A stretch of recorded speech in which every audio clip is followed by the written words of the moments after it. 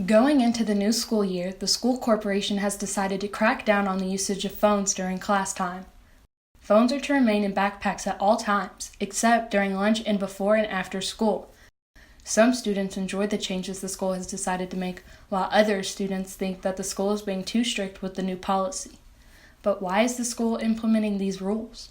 We talked to Dr. Willman and Dr. Velker to get their viewpoint on the new approach with the phones. Phones are becoming a large distraction in the classroom.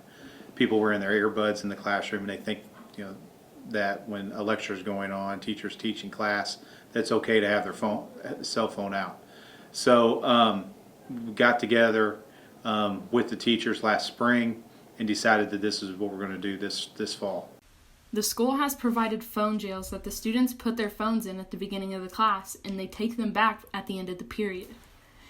If students decide not to put their phones in the phone jail, their phones are to stay out of sight until the end of the class. In the school handbook, it states students may check their phones during non-instructional time. If the phone is out, then you should take the phone. You should not see it in the classroom at all. Study hall, class, or whatever, unless you've given explicit permission for that phone to be out. That's always been the rule.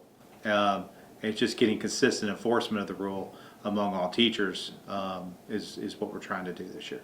Technically, during passing periods, students aren't supposed to be on their phone, but that's not something that we readily enforce because it's not a disruption to what's going on in the classroom. The rules haven't always been this way. When handheld phones first started appearing in school, they were banned altogether. No phones were allowed to be at school at any time. But with technology being so prevalent in today's society, Floyd Central had to loosen the restrictions as time passed.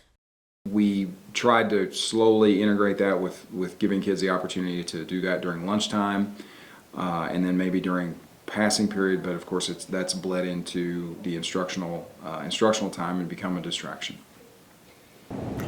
I feel like the policies with more teachers requiring students to keep their phones out of sight in the classroom, I think that's better than it was last year. I think, in my opinion, if I were making the rules, I just wouldn't allow them at all.